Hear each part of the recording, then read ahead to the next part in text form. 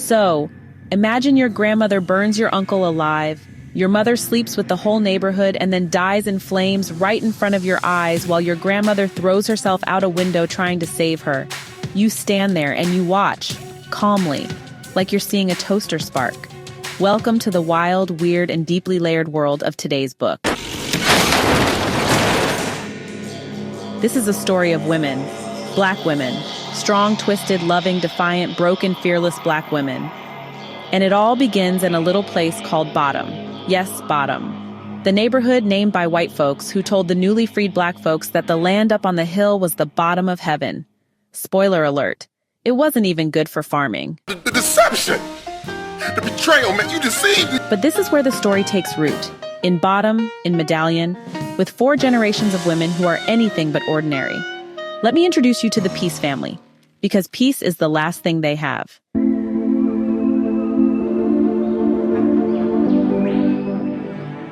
Meet Eva Peace. She's the matriarch.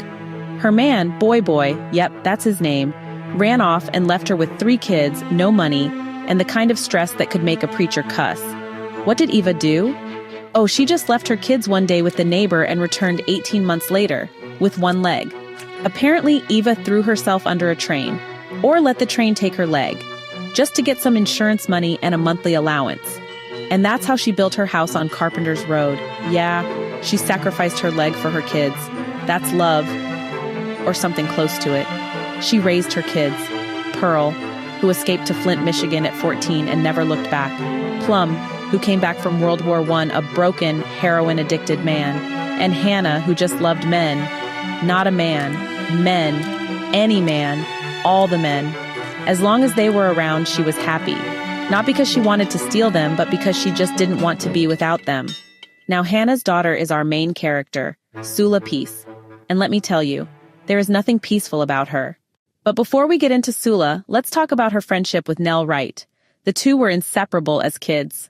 The kind of friends who finish each other's sandwiches. They giggled about boys, shared gossip, and once, very unintentionally, killed a kid. Chicken Little. Poor Chicken Little. They were playing by the river, Sula swung him around, hands slipped, and splash. Gone. Neither girl spoke a word about it. And that, right there, is the kind of trauma that marinates deep in your soul. But life moves on, doesn't it? So, Nell eventually marries Jude Green. Sula disappears from Bottom. And you know, when she returns years later, she brings with her this air of mystery, boldness, and a complete disregard for societal rules, especially when she sleeps with Jude. Yes, Nell's husband. Boom. That friendship? Shattered.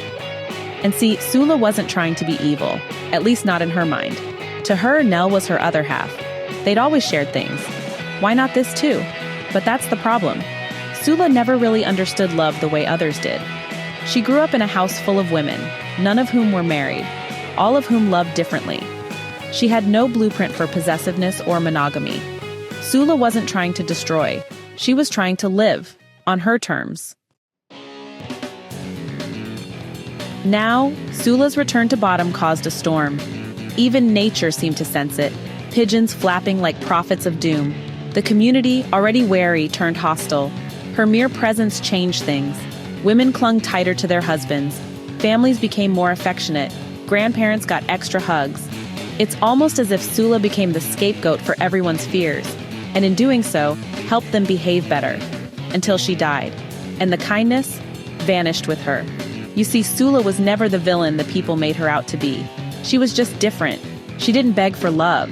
She didn't chase approval. She chose freedom, emotional, sexual, psychological. And it cost her everything. Sex positive. The name of this haunting, lyrical, and utterly unflinching novel? Sula by Toni Morrison. Published in 1973, Sula is Morrison's second novel, and perhaps the one where we begin to fully see the boundaries she was willing to stretch and break. Reading Sula is not just reading a story, it's a confrontation. Morrison doesn't write characters that want to be loved. She writes characters who simply exist on their own terms. And that makes us, as readers, deeply uncomfortable, especially when they're women, especially when they're black. Sula is not the kind of protagonist you cheer for, not in the traditional sense. But she's unforgettable. This is a novel that dares to ask, what does it mean to be a woman when no one teaches you how? What happens when you reject every role society hands you? Can someone still be good if they make everyone around them feel bad? Toni Morrison never hands us the answers. She just hands us the questions. Sharp, heavy, and necessary. The character of Eva Peace, for example, losing her leg for her children, and then later setting her own son on fire because she believed it was merciful, forces us to rethink what maternal love looks like.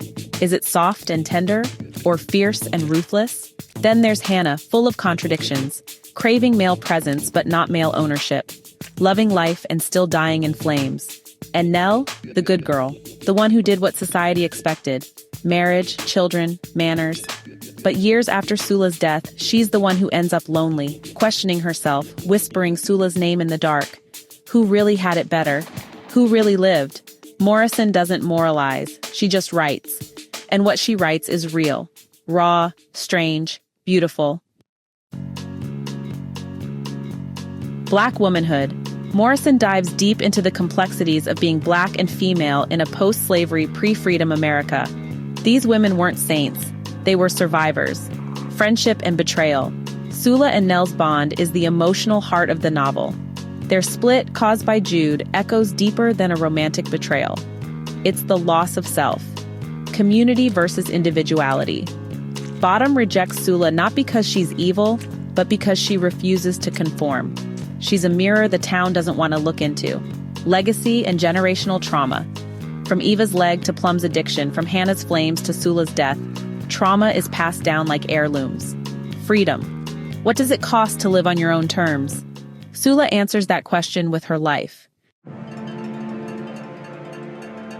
Toni Morrison, Nobel laureate, Pulitzer Prize winner, literary goddess. Born in 1931, she gave us stories that tore apart the lies we tell ourselves and exposed the truth beneath. Whether in Beloved, Song of Solomon, or Sula, Morrison expanded the novel's circumference, as you put it. Her characters fly, sometimes literally, sometimes metaphorically, always meaningfully.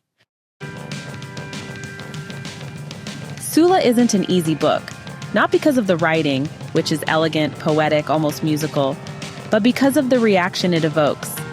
You won't close this book with a smile. You'll close it with questions, and maybe that's the point.